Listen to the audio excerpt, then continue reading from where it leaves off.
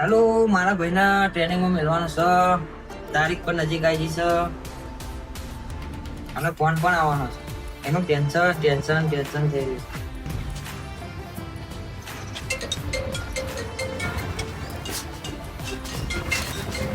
મોટા ભાઈ તમારામાં ફોન આવ્યો. અરે આ તો તારે ટ્રેનિંગમાં જવાનો ફોન આવ્યો. એ સાહેબ જોડે વાત કરીને પછી તને કહું. જા. હેલો, હા બોલો. હા